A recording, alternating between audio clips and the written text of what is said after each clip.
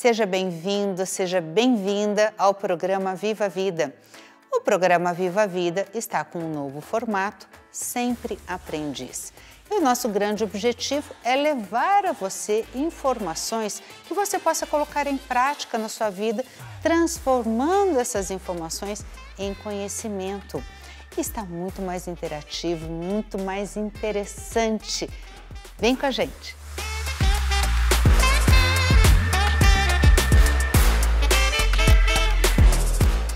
E hoje nós vamos conversar com o Dr. Rodolfo Borges sobre cardiopatia nos animais. Ele é médico veterinário, especialista em cardiologia, e vamos conversar um pouquinho sobre, não só sobre essa longevidade dos animais que exige melhor e maior atenção, né, dos seus tutores, pais e cuidadores, né? Chame como quiser, mas eles já fazem parte da família, mas também com relação principalmente à parte cardiológica, né, Rodolfo? Exatamente. Com a longevidade desses animais, começaram o aparecimento de algumas patologias oriundas mesmo da senilidade, da idade. Dentre elas, a cardiologia, que é a área que hoje eu trabalho.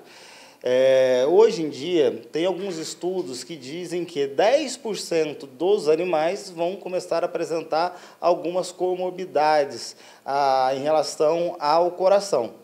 Algumas sintomatologias clínicas, como tosse, engasgo, cansaço, desmaio, emagrecimento progressivo. E isso a gente começa a ter essas apresentações clínicas quando eles ficam ficando mais velhos, a partir de 7, 8 anos de idade. E a doença que mais acomete os cães hoje a nível cardiológico são as doenças valvares, as doenças adquiridas. Não que os nossos bebezinhos, filhotinhos, não podem ter cardiopatias, chamadas de cardiopatias congênitas. Tem várias, dentre elas a mais comum, a persistência do ducto arterioso. Mas na clínica médica, o que a gente mais atende na rotina clínica são as valvulopatias, adquiridas, dentre elas, a degeneração mixomatosa da válvula mitral, que é a mais comum. E é decorrente de má alimentação ou não? Não, é um fator genético mesmo envolvido. Essa doença acomete geralmente animais de pequeno porte e miniatura. Entre o Poodle, Pinscher, o Yorkshire são as raças que mais são afetadas na nossa rotina clínica. E o sintoma acaba vindo em que idade, mais ou menos? A partir de 7, 8 anos de idade. Por isso, um diagnóstico precoce é importantíssimo. Com isso, a gente entra com as medicações que conseguimos retardar a evolução dessa doença. Muito bom, e assim acaba prevenindo, né?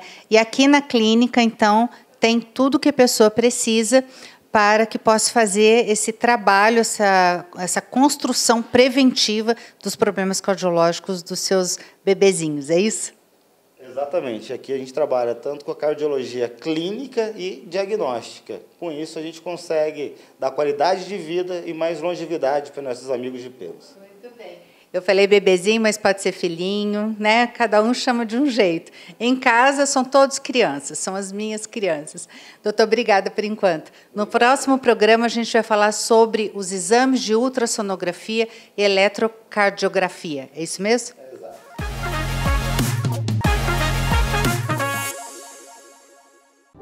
Doutor, eu tô com uma perguntinha aqui que me fizeram outro dia. Eu falei que eu ia consultar um advogado.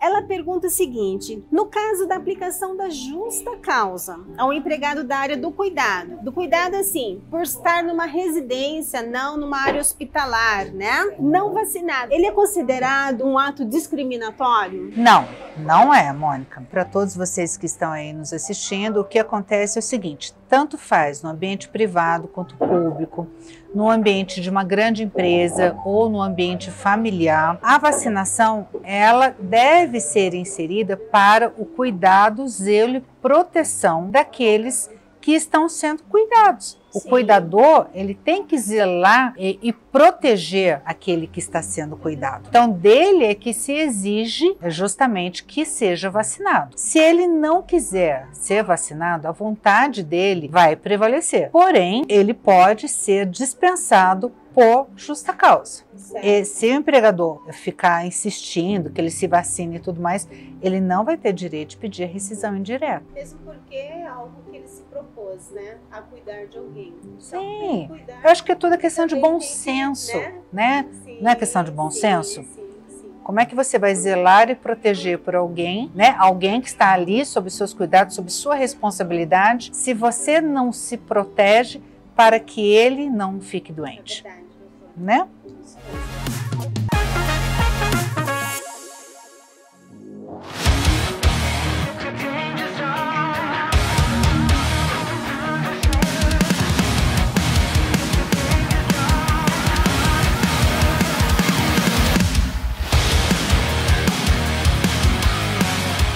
Oi, gente, nós estamos aqui no ENCA, eu estou aqui com o diretor pedagógico, o Josemir, e ele está nos falando sobre os alunos que já tiveram grande sucesso, saíram daqui, já estão empregados, disputadíssimos no mercado de trabalho, porque isso é mão de obra especializada, e inclusive sobre uma aluna que ela tem o busto dela lá na aviação do Exército, no Comando da Aviação do Exército aqui em Taubaté, porque foi a primeira mecânica mulher. Olha que orgulho, gente, taubatiana, né? Conta pra gente isso. Boa tarde, tudo bom? Então, foi a primeira mulher, né, que se formou e foi trabalhar no Exército, é a Adriana Canuto, tá aqui a foto dela, né, se formou aqui na escola ENCA, né, é um orgulho para a escola. Hoje ela trabalha lá em Guarulhos, numa empresa, inclusive ela comanda aproximadamente 18 pessoas, né, entre elas muitos homens. E é uma mecânica de respeito, super respeitada aqui dentro da escola e elogiadíssima pelos nossos professores. E aqui são todos os alunos que já, vamos dizer assim, tiveram sucesso na carreira? Alguns, como é que é isso? Esse quadro foi feito, nós fomos pegando ali com os alunos, mas está faltando muita gente. Mas, ó, por exemplo, o Vinícius está lá na Austrália, ele faz manutenção em helicóptero na aviação lá da Austrália, né? Nós temos o Thiago Magliano, também, que é de sucesso, também trabalha na Boeing, na empresa Boeing, e entre outros. Ó, o professor Guilherme está aqui com a gente hoje, ele dá aula, se formou aqui e dá aula aqui na escola ENCA, né? Este aqui também se formou e hoje trabalha no Corpo de Bombeiros em Brasília e também dá aula e faz manutenção em aeronaves lá em Brasília. Então é uma seleção de sucesso, assim como a Tamires, né? A Fernandinha, que trabalha na Collins, né? Empresa que fica ali em Eugênio de Melo. Então são tudo empresas que vêm na escola ENCA para poder estar pegando. É óbvio que alguns dão um salto um pouquinho mais alto, né? Como o Vinícius, que foi para a Austrália. Temos alunos, ex-alunos no Catar, temos ex-alunos também nossos na Boeing lá nos Estados Unidos. Então nós estamos entrando em contato com esses alunos porque estamos tentando escrever um livro contando a história da escola ENCA, escola de sucesso. Escola de sucesso, gente. No próximo programa nós vamos conversar aqui com o Josemir sobre a participação do Exército Brasileiro aqui na escola e como absorve alunos daqui, porque é mão de obra especializada. Inclusive, se tem aí militares dando aula aqui no ENCA. Até a próxima.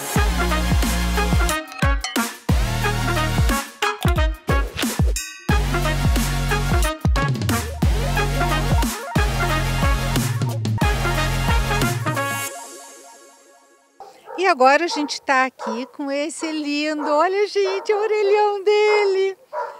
Sargento, fala pra gente para que serve esse cão e como que ele nos ajuda a população e vocês. Sim, esse é um cão da raça Bloodhound, né?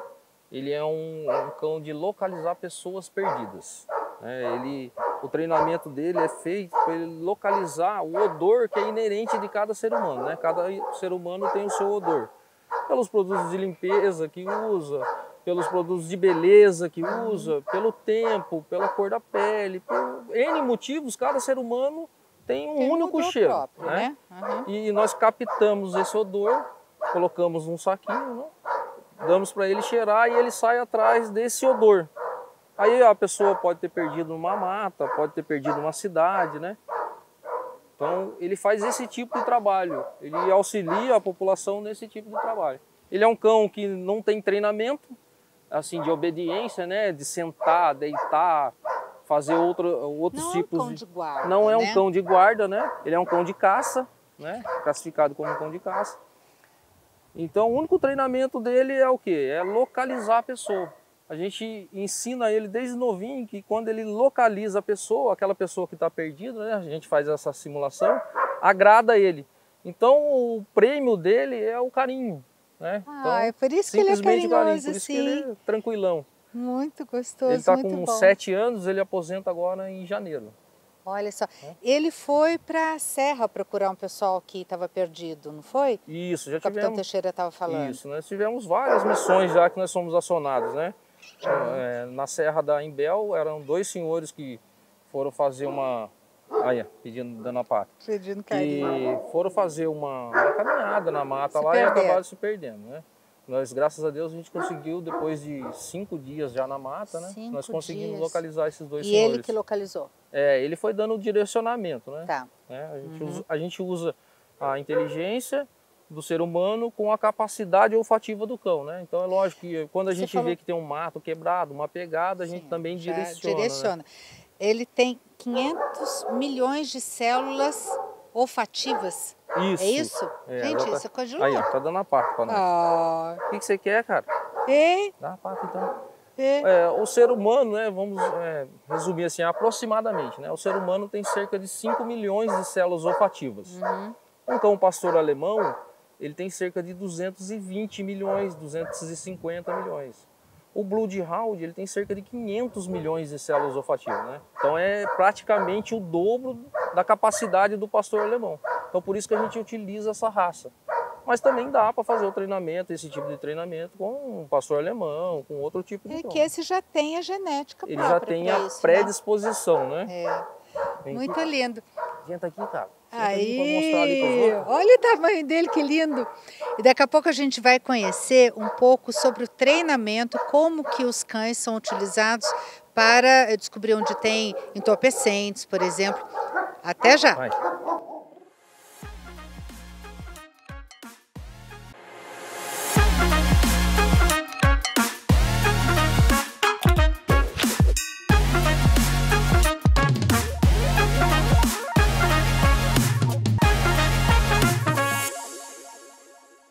E agora, o Sargento Goulart vai explicar para a gente como é que funciona quando o cão é levado para descobrir entorpecentes numa batida, alguma coisa assim, não é isso?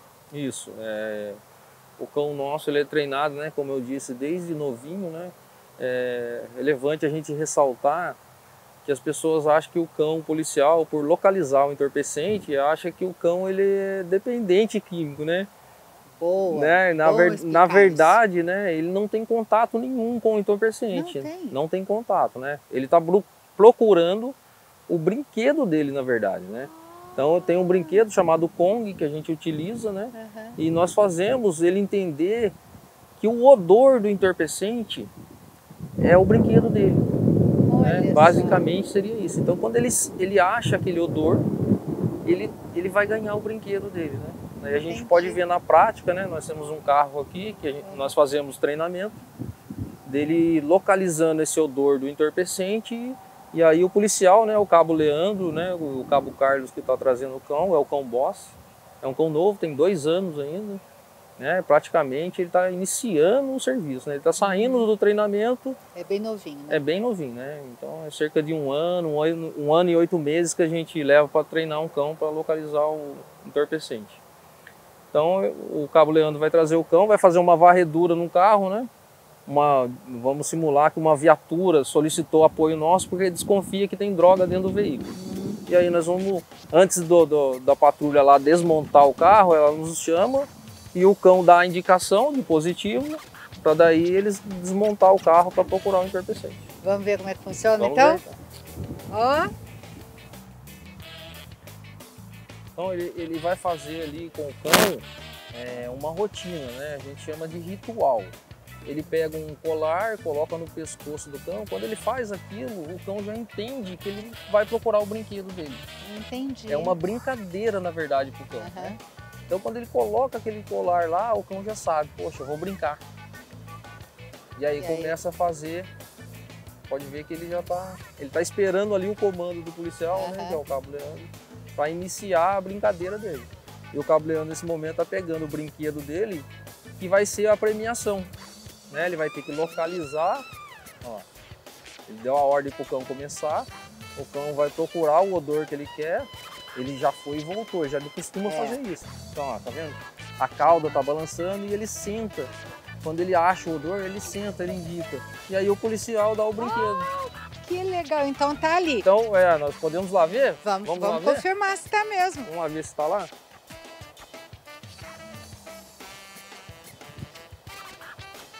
Então a gente pode ver que tá aqui, ó. Foi colocado um entorpecente aqui, né? No caso aqui é crack, né? Mas esse cão ele faz a busca de maconha, cocaína e crack. Entendi. Então a gente viu que tá. E se fosse, por exemplo, dentro do carro, ele também encontraria? Sim, né? Primeiro a gente faz a varredura, né? A gente deixa os vidros do carro fechados, a gente faz a varredura externa e depois a gente faz a varredura interna. Entendi. Né? Entendi. Nós colocamos aqui no local externo. Isso é mais fácil para filmagem, mas a gente poderia colocar lá dentro do carro também. Que muito legal. Ele localizaria. Vamos colocar lá dentro do carro para ele ver? Vamos achar um lugar aqui. Achar um lugar que ele não tá vendo, ó. Ele não tá vendo, né? O cachorro não tá vendo. Ele tá brincando, tá lá. Vamos colocar aqui. Deixa eu ver aqui. Só um lugar aqui. Aí, ó. Ah, boa. Tá colocando aqui dentro da ventoinha. Então você percebe que ele gosta muito daquele brinquedo. Ele quer o brinquedo. Depois eu posso te mostrar, né? Vai estar um pouco de baba, mas você vai perceber que o brinquedo tem o odor dele característico de borracha. E em nenhum momento o cão ele tem o contato com a droga.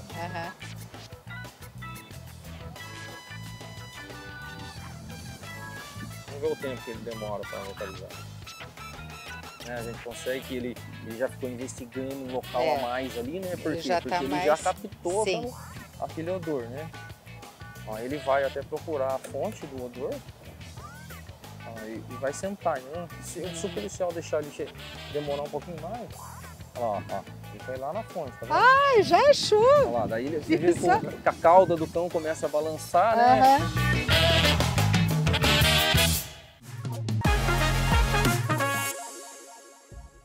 Olá, sejam bem-vindos, sejam bem-vindas ao programa Viva a Vida com Virgínia Machado, no projeto Sempre Aprendiz. Hoje vamos aprender sobre a comunicação nas redes sociais. Nos programas anteriores falamos sobre a arte da boa comunicação, mas será que você realmente sabe o que é uma boa conversa? Podemos sintetizar que é quando os participantes das conversas vão embora se sentindo melhores do que quando chegaram, pois revelam o melhor lado de cada um, presenteando a pessoa que está do outro lado também com a oportunidade de se apresentar com o seu melhor lado. Essa boa conversa vai muito além da simples troca de informações. Ela se dá quando nós somos autênticos, mantemos o respeito, respeitamos a diversidade. Infelizmente, estamos agora numa época e numa sociedade onde as pessoas se isolam em casa, ficam distraídas pelos aparelhos eletrônicos e isso acaba atrapalhando uma boa conversa. Aliás, as pessoas vivem em mundos sociais e existem regras para que as conversas nas redes sociais possam ser prazerosas. Temos a impressão de que as redes sociais transformam essas pessoas em personagens fictícios e que normalmente elas não teriam coragem para fazer alguns comentários. Com certeza, a tecnologia é essencial para nos ajudar, principalmente em época de pandemia, pois é o que nos mantém conectados. Porém, é necessário sabedoria para utilizarmos bem essa tecnologia. Nas redes sociais, cada pessoa tem uma função e uma identidade cultural e por isso devemos ter muito cuidado com a forma como nós nos apresentamos nesses meios de comunicação. É a partir da sua imagem nas mídias sociais que você adquire ou não autoridade sobre algum assunto, ou que você é bem ou mal visto. Sim, o nosso comportamento social passa também pelo crivo das redes sociais e da internet, vez que nós chegamos a um ponto que não dá mais para fugir delas, mas temos que ter filtro e cuidado ao expor as nossas vidas, nossas intimidades, nossos pensamentos, realmente de expor as nossas opiniões pessoais sobre os assuntos. O grande problema é que as pessoas acreditam que as redes sociais são terra de ninguém. E sair tecendo críticas desnecessárias às empresas, profissionais, colegas, dentre outros, tem levado o judiciário a ter grande número de processos com condenações por indenizações por dano moral e material. E não menos importante, nós devemos valorizar a nossa imagem na rede social. Para o bem ou para o mal, é através dela que passamos a nossa primeira impressão, seja na vida pessoal ou profissional. Temos que ter muito cuidado com os nossos posts. Além de servir para receber likes, pode ser também a divulgação da nossa imagem pessoal e profissional. Com o uso do bom senso, nós podemos fortalecer a nossa imagem e isso passa pelo crivo do vestuário nas fotos, da escolha do fundo para as fotos e vídeos, dos lugares das gravuras, dos desenhos, dos comentários. Lembre-se que a comunicação vai muito além das palavras escritas ou faladas, pois constitui um conjunto harmônico de atitudes, palavras, vozes, expressões, trajes. A forma como nos apresentamos e nos comunicamos revela o que nós somos e o que estamos pensando e a relação entre o nosso interior e o nosso exterior. Por isso, preste atenção. A arte de conversar bem e se comunicar de forma eficaz é fator essencial para o sucesso pessoal, profissional e social, seja de forma pessoal, virtual ou pelas redes sociais. Gostou dessa matéria? Eu aprendi muito. E você? Obrigada pela sua companhia. Até semana que vem, quando vamos fazer um breve resumo de tudo o que a gente aprendeu durante todos esses programas sobre como entabular uma boa conversa e realmente termos uma excelente e eficaz comunicação. Obrigada pela sua companhia. Um beijo. Até semana que vem. Olá! Nós continuamos aqui conversando com o mestre Inácio. Nós estamos no Centro de Treinamento Krav Maga Bushido. E a pergunta que ficou no último programa é: para quem é indicado o Krav Maga Bushido? Então, eu já vou até iniciar, viu, mestre? Já vou até iniciar. Para que serviu para mim? Gente, eu como advogada, eu lido com problemas de diversas pessoas, diversos tipos, e a tensão, o estresse é muito grande. Então, o Inácio já era meu cliente, mestre Inácio, e aí ele me convidou, eu vim conhecer e me apaixonei, porque é realmente diferenciado e eu me sinto muito mais segura. Mestre, pode passar ali para os seus outros alunos que estão aqui, por favor? Olha só que coisa bonita, hein? Perceber um testemunho desse faz muita diferença. Olha bem você aí que está desse lado aí. Quanta diferença vai fazer na vida das pessoas, independente do seu biotipo. É para trabalhar realmente a sua mente e a sua postura. Aqui temos mais uma, a aluna Nicole. Oi, eu tenho 22 anos, sou universitária. E no começo, na verdade, eu não tinha pretensão de treinar. Foi a minha mãe que insistiu para que eu viesse, porque ela se sentia muito insegura a gente cresce, tem que estudar, tem que sair de casa, e ela ficava muito insegura. Então eu comecei a vir e eu também me apaixonei por isso aqui, porque a gente não lida só com o físico, mas muito também com o nosso emocional. Quando eu cheguei, por exemplo, eu era muito retraída, a pessoa vinha, qualquer tipo de contato eu já me encolhia, já tinha medo. E eu acho que ajudou muito na questão da minha confiança e também no físico também. Eu sou a Andréa, eu tenho 49 anos, Sou mãe de 3 filhos maravilhosos, cada um com uma fase de idade bem diferente. E devido a essa vida que a gente leva corrida no lar, eu fui me tornando uma pessoa insegura com as minhas atividades. Eu tinha segurança para as atividades da família, mas as minhas mesmo eram bem retraídas. E o meu esposo já conhecia o mestre Inácio e me convidou para fazer um workshop de defesa pessoal feminina. E naquele dia eu descobri uma energia interna que eu até então estava adormecida. E eu não lembrava mais que aquilo existia em mim. E foi muito incrível e desde então eu tenho estado nessa caminhada em busca desse autoconhecimento com o mestre Inácio. Olá, eu sou o 2º sargento do Exército, hoje estou reformado e eu faço Krav Maga já há mais de 5 anos com o mestre Inácio. Quando eu comecei eu pesava 125 quilos, perdi muito peso e no caso da minha profissão mexe muito também com o emocional, porque como por ser militar, utilizando arma de fogo, nem sempre nós devemos usar arma de fogo, em último caso. E para isso a gente precisa ter um preparo, né? E o Krav Maga ele mudou muito minha vida, até mesmo com relação ao trânsito, porque o trânsito em São Paulo é muito tenso e hoje todo mundo, qualquer coisa, puxa arma no trânsito, né? E as coisas da diversidade que o militar passa, né? Isso me ajudou muito com o emocional. Então, hoje, para mim, o Krav Maga faz parte da minha vida. Olá, eu sou o Marcos, sou professor, psicólogo e sou mentor de competência comunicativa. Também sou mentor do mestre Inácio, está me dando orgulho aqui. Eu vim procurar o Krav Maga, sempre tive vontade de praticar o Krav Maga. Eu fazia outras artes antes, né, como Kendo, Iaido, Aikido, mas o Krav Maga foi um estilo de defesa pessoal que sempre me chamou muita atenção. E quando eu vi a possibilidade de fazer aqui em Taubaté, próximo da minha casa, eu, na hora, entrei em contato aqui com o pessoal do Krav Maga Bushido, marquei um horário e vim fazer uma aula experimental, muito mais interessado em vir pela defesa pessoal do que por qualquer outra coisa.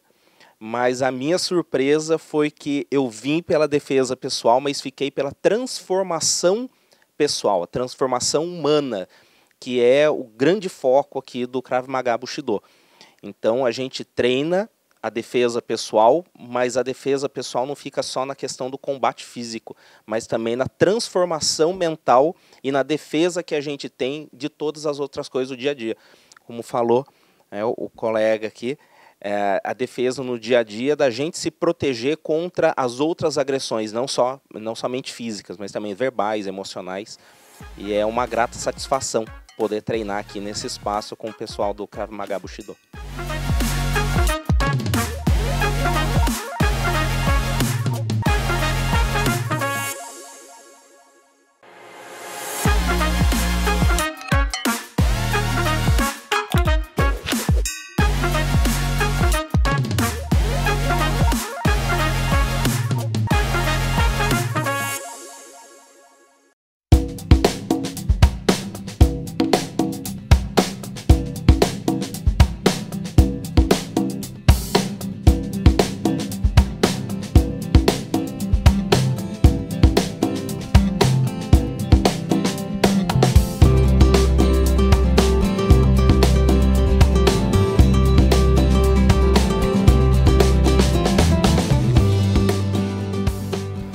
Então, nós vamos falar sobre o tratamento da lente polarizada. A gente está aqui com o Lucas Finger e ele, especialista no assunto, é lógico, né? Vai explicar para a gente por que de repente é interessante para você que está nos assistindo ter um tratamento de lente polarizada no seu óculos de grau. Por que, Lucas? Eu acho que esse tratamento tem a intenção não somente em óculos de grau, em óculos de sol também. De sol porque também. não são todos os óculos de sol que são polarizados. Olha, que importante a gente saber disso. Correto. Então, o que mostra essa imagem? A imagem está mostrando que o polarizado, ele tira um pouco o excesso da luz. Mesmo quando você usa um óculos de sol, que você está na praia, você vê que com a lente escura mesmo, que você tá, e você sente que os seus olhos ainda estão recebendo muito luz, excesso de luz. Então o polarizado tem essa função de tirar essa situação. Na imagem a gente consegue explicar um pouco mais. Aqui ele está mostrando o excesso mesmo da luz. Eu não consigo nem entender, olhar o rosto da imagem. Então, quando tem um tratamento, a gente tira esse excesso de luz. Então a gente consegue voltar a olhar nitidamente. E agora, a gente está vendo uma imagem com neve, mas se a gente trouxer aqui para a nossa realidade, a gente pode substituir a neve pelo mar. Perfeito. Que é onde bate o sol, reflete muita luz, né? E acaba... Mas, por exemplo, se eu tenho um óculos de sol, aí eu tenho que trocar a lente dele?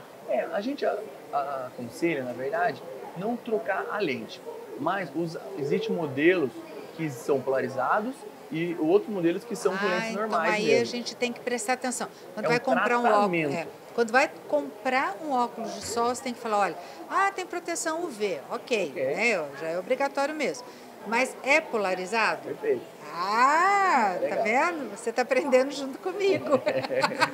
Muito bom. Agora, para criança também é legal. Eu vejo muita criança na praia com óculos de sol. Sem dúvida. E aí nós temos uma situação assim, daquele carrinho de camelô, que tem uma situação. Nossa, e o legal é que existe um certificado, existe um teste que é feito hoje das fábricas que vendem, as marcas que vendem pra gente. Sim. E existe um certificado, um órgão mesmo, que certifica a qualidade. Então, o que acontece com esse mercado que às vezes que é um preço muito acessível? Não tem a proteção. Entendi. Pode ser falado que existe, mas não é certificado. Mas não está certificado. Então a pessoa tem que exigir o certificado e deve ter uma garantia também. Na verdade, todos os óculos falsificados não existe certificado. Então, por isso que é a variação de preço. E é caro são esses tratamentos. Então, o que acontece? Encarece. Não tem milagre, né, Lucas? Não tem milagre. Você vai pagar barato, você não vai ter um óculos realmente de qualidade que vai proteger os seus olhos. E os seus olhos são E hoje, preciosos. às vezes, assim, é uma economia, podemos dizer, pequena. Você hoje compra um óculos já com muita qualidade a partir de R$150. Então não é tão mais caro como é diferente, às vezes, de um camelô que não tem todo esse certificado. Então a gente mostra que N tratamentos que beneficia para criança, para adulto, mas o importante é entender qual vai ser a utilidade. Não adianta usar um polarizado dentro de casa. Então não tem essas funções. Eu vou numa festa, pode usar um óculos normal, escuro, conforme. E o legal também, a parte do óculos de sol, nós temos a situação das cores das lentes. Então, cada cor tem uma função, um bem-estar. Nós temos uma lente amarelada, que é uma situação dos antigos, que é muito legal para dirigir à noite. Então, você tira um pouco esse farol do carro. Então, é muito legal. Então, é importante, quando você vir até a Goldfinger, mostrar para a nossa vendedora qual vai ser a utilidade. Necessidade, né? Perfeito. Muito bom. Você está gostando? Nos aguarde no próximo programa, que nós vamos continuar levando informação de qualidade para você.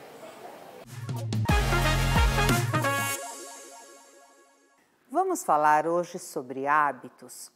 O elemento mais forte do hábito é aquele que se repete, acontecendo em conjunto de forma sequenciada, ou seja, de forma repetitiva. Todo hábito traz alguma recompensa ou recompensas. Esse é um outro elemento do hábito. Pode ser o prazer, como comer uma pizza, o conforto, a preguiça ou procrastinar, por exemplo. Toda recompensa envolve prazer e motivação. Uma das maiores recompensas é a preguiça, como a gente falou, ou seja, guardar energia, nosso cérebro adora. Esses são os dois elementos mais fortes do hábito. A recompensa gerada por esse hábito e o comportamento em si. Mas existem elementos que são invisíveis, né? Elementos do hábito que são invisíveis. E ele ocorre em determinadas circunstâncias que levam a você ter esse hábito. É o chamado gatilho. Encontrar o gatilho não é tão fácil. É necessário fazer uma investigação. A mente esgotada é uma autossabotagem que pode trazer hábitos muito ruins, como comer pizza, por exemplo, né, todo dia. Quer outro exemplo? Você chega cansado em casa, com a mente esgotada, cansado, né, exausto, e se joga no sofá. Aí você liga a televisão e bate aquela fominha. Como Como você está com a mente esgotada, você não tem coragem de se levantar do sofá para fazer um prato saudável. Aí você puxa o celular, que está ali, né, facinho, abre um aplicativo de comida e pede uma pizza. A pizza, olha só, ela é rápida de chegar, ela é barata e fácil de comer. A pizza chega e você come ali mesmo na caixa, com as mãos às vezes. Come 5 pedaços hoje e deixa 3 para comer no outro dia de manhã, não é verdade?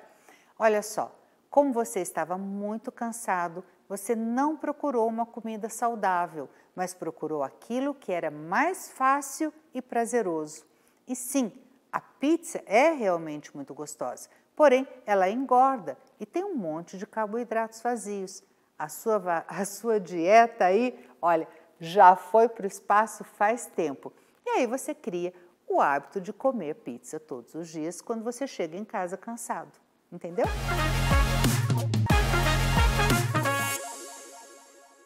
Hoje nós vamos conversar com a Renata Mendonça. Ela é psicóloga, especialista em psicologia positiva. E vamos falar sobre o que a mídia vem trazendo de bom e de ruim para as nossas crianças e para nós. Renata, como que você vê o avanço da tecnologia, a proliferação das mídias digitais, tem modificado a forma como nós lemos e as nossas crianças aprendem? Tem sim, Virgínia. A gente lê muito pouco hoje em dia, né? Com essas questões de rede social, a gente está com o hábito muito de ver figuras, fotos e poucas frases. E com isso o cérebro ele vai ficando desacostumado e ele vai ficando, de certa forma, preguiçoso. Então, o que eu sugiro é que os pais orientem o hábito da leitura, que os pais conversem com as crianças, peçam a opinião dessas crianças. Acho muito rico quando a família faz uma refeição junto e a gente trata a criança como um ser humano mesmo. Então, qual a sua opinião sobre determinado assunto? Claro, assuntos leves, assuntos do dia a dia, com certeza. Porque isso também vai fazendo com que a criança desenvolva o raciocínio dela. E a leitura mesmo no papel, no livro, isso quanto antes, melhor. E o que a gente pode fazer para ajudar as crianças a terem hábitos mais saudáveis de leitura, de interpretação de texto, né? Exatamente. Então, essa questão da conversa com a criança, de não infantilizar a criança, porque às vezes a gente fica falando aquelas palavrinhas infantilizadas, a criança não aprende, né? Que interessante. E outra coisa que é bem importante é a gente fazer com que a criança verbalize, forme frases, porque tem criança que só aponta e o pai faz. Então, a gente precisa muito desse estímulo. Insistir, né? Exatamente, realmente. Insistir e estimular. E, assim, os professores já alertavam sobre a geração Twitter, né? Onde as pessoas se informariam apenas por uma frase. Por que nossa memória não funciona mais como funcionava antes? Vocês também já devem ter percebido aí. Então, né? Antes, quando a gente precisava ligar para alguém, o que a gente usava? Nossa memória, Sim, né? A gente hoje em dia número de telefone gravado na memória, né? Hoje em dia a gente tem tudo no telefone. Então é agenda, é calendário, é mensagem e aí o cérebro ele acostumou. Então assim, fazer lista é uma coisa boa? Depende, o cérebro fica mal acostumado também. Então a gente não pensa, a gente sabe que está ali.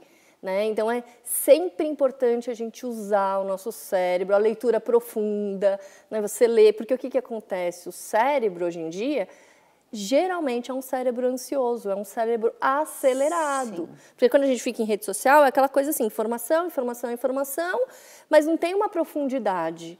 É tudo muito raso, né? Vocês já perceberam? Um parágrafo já é textão. As pessoas já têm preguiça de ler, interpretar o que está sendo dito ali, então, pior ainda. E tudo muito raso, porque se é tudo muito rápido, é tudo muito raso, a pessoa não se aprofunda naquele assunto. Né? Isso traz consequências para as crianças, principalmente? Para todo mundo, Virginia. Hoje em dia, os músicos estão fazendo músicas mais curtas, porque nem música as pessoas têm tempo, paciência de escutar. A criança, hoje em dia, com o streaming, ela passa tudo. Começou a ficar cansativa, ela passa. Está entediado, ela passa, né? E a vida não é assim. Não. Então, a gente precisa, Então, você quer assistir? Assiste, começo, meio e fim. A gente, antes, não tinha nem opção. Assistiu o que tinha intervalo, a gente esperava. Hoje em dia, e muitos adultos, né? Não conseguem, ficam na televisão, no computador e no celular. Isso é exemplo para as crianças? Com certeza não. Ai, tudo é pai e mãe mesmo, né? Tudo é o exemplo, o modelo. Como é que a psicologia positiva vê essa questão da tecnologia, o quanto está influenciando a educação e a criação dos nossos filhos hoje em dia? Influencia bastante, porque, na verdade, o que a gente tem que tomar cuidado? A tecnologia é boa? Sim, com certeza, mas a gente tem que usar a tecnologia e não permitir que a tecnologia nos use. Né? E a tecnologia, dependendo do que a gente permite, ela afasta as pessoas, né? Então é aquele pai, aquela mãe que está cansado, então em vez de sentar e jogar um jogo ali com aquela criança, um jogo de tabuleiro, um olhar no olho, é aquela coisa, pega seu celular, pega seu tablet e vai para o seu quarto. Entendi. Não tem essa relação. Renata, obrigada por hoje. No próximo programa, nós vamos conversar com a Renata sobre as 5 linguagens do amor. Nos aguarde semana que vem. Até lá!